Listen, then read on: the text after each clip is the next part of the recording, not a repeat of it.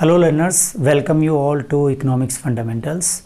Now we have been finished the macroeconomics so far, means up to the 5th unit we have been finished so far, and now it's time to start the 6th unit which is from Indian economic development. Most of the students are requesting me that I should use a little bit Hindi while delivering my content. So yes, of course, you are our ultimate stakeholders. Now I have been decided from today onwards that I will be taking my lectures by using bilingual methodology. So here we begin. अभी तक macro economics पूरी होने के बाद अब Indian economic development की शुरुआत आज हम कर रहे हैं. इसका जो 6th यूनिट है वो आपका it comprises 3 chapters. First, Indian economy on the eve of independence. Second is Indian economy during 1950 to 1990, and then economic reforms, which possess the policy of LPG, liberalization, privatization, and globalization. So now we are starting the Indian economy on the eve of independence. Before I start, let me tell you its historical significance. As we all are aware that India was the colony of British, and British ruled over here nearly 2 centuries. Means almost 1757 से लेकर के और 1947 तक British यहाँ पर रहे, तो लगभग 190 साल 200 साल तकरीबन यहाँ उन्होंने राज किया. तो India was the colony of British. ये साम्राज्यवाद और उपनिवेशवाद दो चीज़ें हैं. साम्राज्यवाद ने ही उपनिवेशवाद को जन्म दिया था. साम्राज्यवाद का मतलब था कि आप अपनी टेरिटरी को बढ़ाते जा रहे हैं. Imperialism it is known as, जो 10th में आपने पढ़ा भी था, 9th में पढ़ा. The policy which was followed by Germany before the second world war and most of the European Nations was having the same kind of policies. साम्राज्यवाद ने धीरे धीरे उपनिवेशवाद का रूप ले लिया. उपनिवेशवाद में आप क्या करते हैं, शोषण करने लग जाते हैं वहाँ के प्राकृतिक संसाधनों का अपने फ़ायदे के लिए. This is what exactly British did in case of India. So that is why India was the colony of British. तो ब्रिटिश कॉलोनी में क्या हुआ, कॉलोनियल एक्सप्लॉयटेशन हुआ इंडिया का. Colonial exploitation of agricultural sector. हमारी जो कृषि है उसमें उन्होंने एक यूनिक सिस्टम लागू किया जिसको कहते हैं ज़मींदारी सिस्टम. ज़मींदार्स होते थे मीडिएटर्स, इंटरमीडियरीज. वो they were made the land owners and our amount of rent was fixed, and it was up to the zamindars that how much they could get from the tillers or the peasants. So इस लिहाज से उन्होंने किसानों का अधिक से अधिक शोषण किया, क्योंकि वो जितना चाहते थे उतना लगान वसूलना चाहते थे जिससे उनकी अपनी लग्जरियस लाइफ चलती रहे और जो फिक्स अमाउंट है रेंट का वो वहाँ भी चला जाए ब्रिटिश के पास भी. दूसरा आपका है colonial exploitation of industrial sector. British era से पहले, बिफोर कॉलोनियल एरा, जो इंडियन हैंडीक्राफ्ट इंडस्ट्री थी that was having the world wide popularity because of its fine quality and varieties. जैसे आप लोगों ने सुना होगा ढाका के अंदर मुस्लिन, जो फाइन कॉटन क्वालिटी होती थी उसे मलमल कहते थे, मलमल. इसीलिए that was a symbol for royal life, तो मलमल शाही उसे नाम दिया गया था.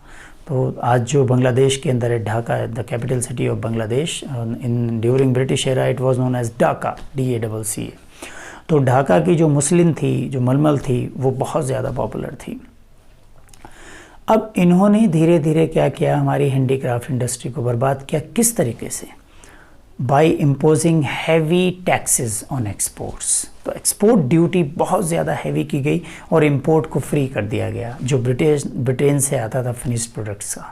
तो धीरे धीरे उसने अपनी मार्केट यहाँ बना ली और हैंडीक्राफ्ट इंडस्ट्री जो है वो ख़त्म हो गई. उसकी डोमेस्टिक डिमांड भी ख़त्म हो गई, और क्योंकि वो महंगे थे प्रोडक्ट्स और बाहर से आने वाले प्रोडक्ट्स सस्ते थे, और इंटरनेशनल डिमांड जो है वो उन्होंने हैवी ड्यूटीज़ इम्पोज करके वैसे उसको जो है कम कर दिया.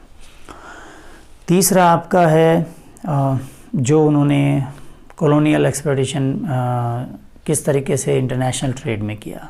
इंटरनेशनल ट्रेड दो तरह से उन्होंने भारत को जो है वो India was remain merely the exporter of raw material to the Britain and importer of finished goods from the Britain. दो तरह की पॉलिसी उन्होंने अपनाई। जो यहाँ से रॉ मटेरियल एक्सपोर्ट होता था दैट वाज ड्यूटी फ्री, और जो हैंडीक्राफ्ट प्रोडक्ट्स एक्सपोर्ट होते थे उन पे हैवी ड्यूटी लगाई जाती थी। तो इस तरीके से ये ब्रिटिश ने अपनी जो इंडियन इकोनॉमी थी उसे अपने तरीके से अपने फ़ायदे के लिए यूज़ किया। तो these are some of the notable features which Indian economy was having on the eve of independence. Let me tell you one by one. The first one is stagnant economy. So Indian economy was the stagnant economy on the eve of independence, and it was stagnant during the whole period of colonialism. Why it was stagnant? Stagnant economy is the economy which has a very slow growth rate. अभी हमें पता चलता है कि 1860 से लेके 1925 तक जो पर कैपिटा इनकम है उसकी ग्रोथ रेट आप जानते हैं कितनी थी? 0.5%। और 1925 से लेकर के वो 1947 और 50 तक जाते जाते कितनी आई? 0.1% ओनली।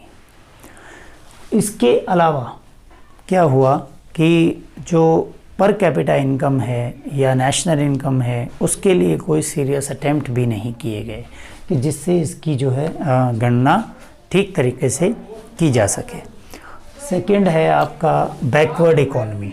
जो इंडियन इकोनॉमी थी वो बहुत ज़्यादा पिछड़ी हुई थी, बैकवर्ड थी। बैकवर्ड इकोनॉमी भी वही होती है जहाँ पर कैपिटा इनकम बहुत ज़्यादा कम होती है, उसी को हम बैकवर्ड इकोनॉमी कहते हैं। और इन 1947 एंड 48 इट वाज ओनली ₹230। अब आप अंदाज़ा लगा सकते हैं।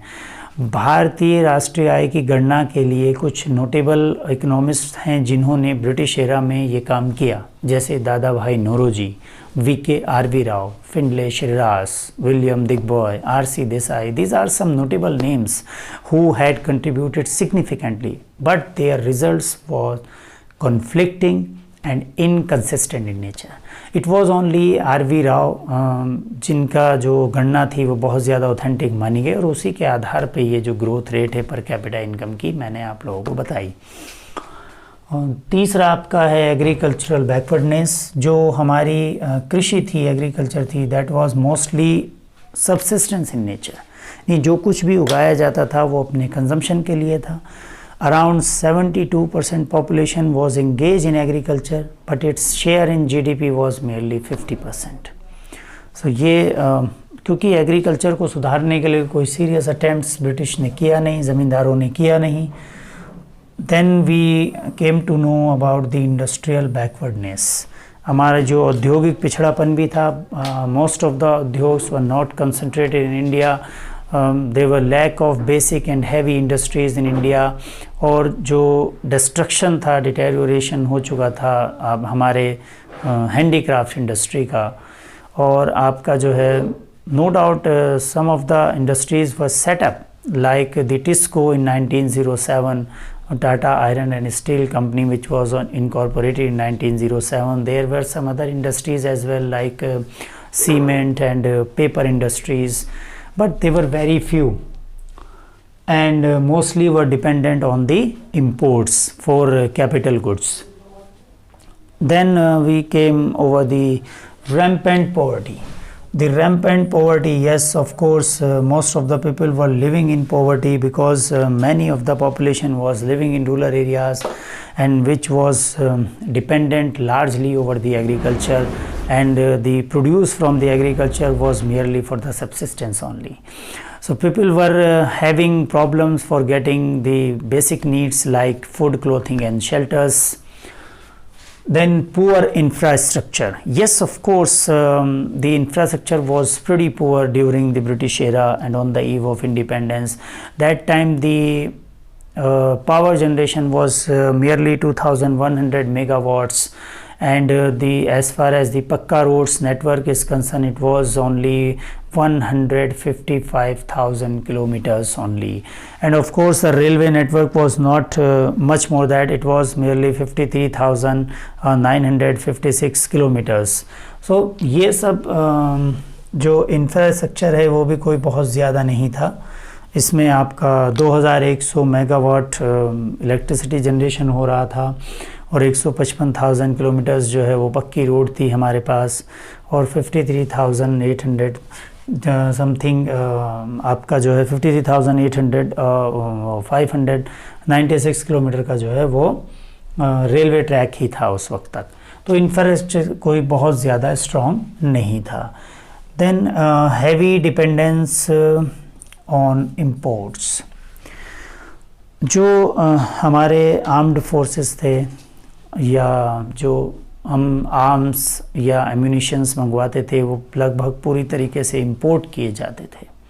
हैवी डिपेंडेंस थी हमारी इंपोर्ट पे, not only for the arms and ammunitions but even for the necessary consumer products like saving machine, the kerosene oil, the medicines, and even bicycles, etc. So they were largely imported from the foreign countries. Limited urbanization. The urbanization provides the better facility in compared to rural areas, the better access, health and sanitation as well. But it was only 14%. Only 14% urbanization was there. 1947. So only 14% population was living in urban areas. Rest 86% was living in rural areas. And in rural areas there was no any opportunity other than the agricultural or farming activity. And farming activity was merely for subsistence in nature. Then semi-feudal economy was there. When we got independence, then we neither adopted the capitalistic economic model nor adopted the socialistic or feudalistic economic model. So we adopted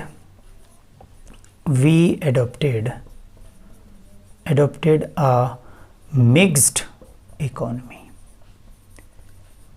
Mixed economic model, or what is called as semi-feudal economy. Semi-feudal means which led to the low production, low productivity. Low productivity led to low production, and low production led to the poverty or the backwardness.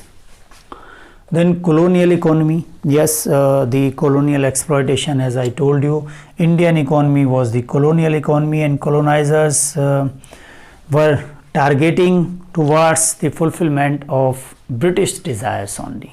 So उन्होंने क्या किया? They converted India into the exporter of raw material to Britain and importer of finished goods from Britain.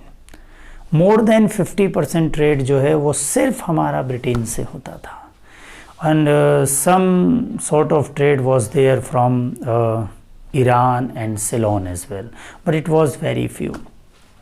तो Britain पर ही हम पूरी तरह से डिपेंडेंट हो गए थे, और उन्होंने टू फोल्डेड वे में हमारी जो डोमेस्टिक इंडस्ट्री है उसे तबाह कर दिया था, और हमें जो है सिर्फ रॉ मटेरियल का एक प्रोवाइडर बना दिया था।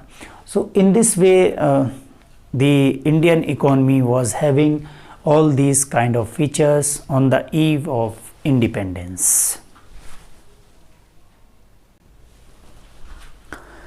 सो लर्नर्स, अभी मैं आपको बता रहा हूँ एग्रीकल्चर सेक्टर को डिटेल में कि व्हाट वाज द पोजीशन और status of agriculture sector on the eve of independence. As we have talked that the agriculture was the backward, having the backwardness and the stagnance also. So low production and low productivity. The productivity will lead to the production, as we have talked that the wheat productivity, the wheat productivity was the 660 kilogram per hectare, while of the rice productivity was 665 kilogram per hectare, and as far as the production is concerned it was 64 lakh ton in 1947. I'm talking about 1947 on the eve of independence. It was the 64 lakh ton and the production of rice was 220 lakh ton. So the production and the productivity both were very low. High degree of uncertainty. The agriculture was having high degree of uncertainty. This is due to excessive dependence on monsoon और rainfall. कभी कभी rainfall बहुत ज़्यादा हो जाएगा तो फसल बर्बाद हो जाएगी, रेनफॉल बहुत कम होगा तो सूखा पड़ जाएगा, अकाल पड़ जाएगा. इसीलिए हमने देखा कि 1760 और 1943 के बीच में number of famines occurred. So it was the British era of course. 1760 to 1943 almost पूरे ब्रिटिश काल में बहुत ज़्यादा फेमाइन्स आए. इसके लिए बुक भी लिखी गई कि क्यों ऐसा हुआ. Because British were not concerned at all from the status of agriculture, from the status of the tillers और what is called as peasants, farmers, the actual warriors of farming activity. इसमें the third one is dominance of subsistence farming. हमारी जो farming थी that was only for the subsistence in nature. यानी ज़्यादातर जो उगाया जाता था वो सिर्फ अपने परिवार के कंजम्पशन के लिए ही उगाया जाता था. A very little was left for the sale in the market. Gulf between owners of the land and the tillers of the soil और लैंड. तो ये जो ब्रिटिश ने एक बड़ी यूनिक फीचर्स रेवेन्यू सिस्टम की यहाँ इंट्रोड्यूस की थी जिसे हम कहते हैं ज़मींदारी सिस्टम. उस ज़मींदारी सिस्टम में zamindar were the intermediaries, they were like an agent of British government.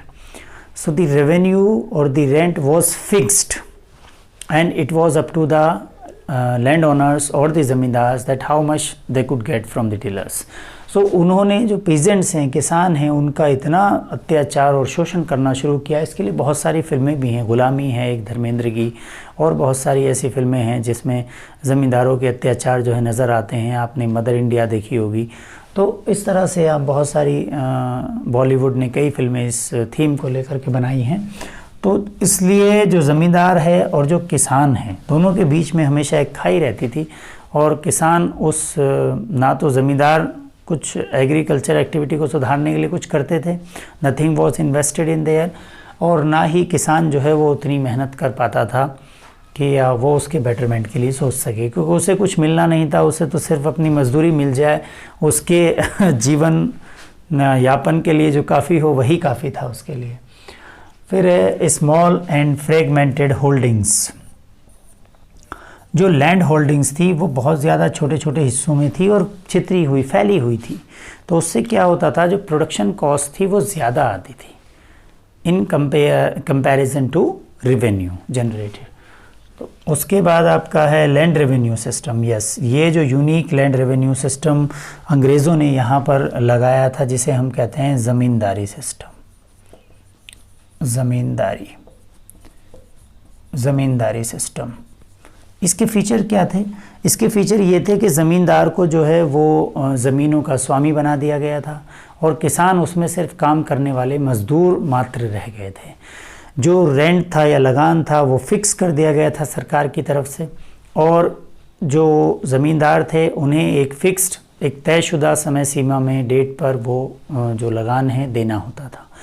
तो वो किसानों पर अत्याचार करते थे और वक्त वक्त पे जो लगान है उसे बढ़ाते रहते थे, क्योंकि उन्हें अपनी जो ऐशो आराम की ज़िंदगी जीनी होती थी, ये उनके उसमें था कि वो अब जितना चाहें उतना लगान किसानों से ले सकते थे. इसके चलते क्या हुआ कि वहाँ पर जो है वो किसानों की जो हालत है वो लगभग एक भूमिहीन मज़दूर जैसी हो गई थी. बड़ी मुश्किल से उसे जो है मज़दूरी ही मिल पाती थी और बड़ी मुश्किल से वो अपना जीवन यापन कर पाते थे. फिर इसके साथ साथ ही क्या हुआ, फोर्स्ड कमर्शलाइजेशन ब्रिटिश ने कर दिया. इसमें कमर्शलाइजेशन का मतलब है shift from the traditional food cropping pattern towards the cash crops. नकदी फसलों की तरफ शिफ्ट करना, जैसे कि जूट है, कॉटन है, शुगर केन है, यह आपका जो है स्पेशली इंडिगो है। ब्रिटिश एरा में Indigo was highly demanded by the Britishers in Manchester textile industries. वहाँ कपड़े को रंगने के लिए, पुताई करने के लिए, उसके लिए नील की ज़रूरत होती थी। इसीलिए आपको चंपारण का मूवमेंट याद होगा गांधी जी का। जब 1915 में गांधी जी भारत आए तो उन्होंने चंपारण में पहला किसानों के लिए, इंडिगो प्लांटर्स के लिए मूवमेंट चलाया था। वो उनका पहला मूवमेंट था। उसके बाद उन्होंने खेड़ा में चलाया गुजरात में, और फिर अहमदाबाद मिल वर्कर्स के लिए चलाया। तो इन 3 मूवमेंट के बाद गांधी जी देशव्यापी नेता बन गए थे। तो इंडिगो प्लांट क्या होता था, ज़बरदस्ती फोर्स किया जाता था किसानों को कि वो एग्रीमेंट साइन करें और उसके बाद वो एडवांस लें। तो उनके पास पैसा आता था, दैट वाज वेरी हैंडफुल। अब पहले वो कम से कम इतना उगा पाते थे कि घर वालों को खिला सकें, खुद खा सकें। अब उन्हें खाने की चीज़ें भी बाज़ार से ख़रीदनी पड़ती थी, which make their life more vulnerable, more full of misery. बहुत ज़्यादा डिफ़िकल्ट अब और ज़िंदगी उनकी हो गई थी। So this is all about the agriculture sectors status, or the situation of agriculture sector was there on the eve of independence. Now in my last class, in my next class, I will tell you about the status of industrial sector. Thank you.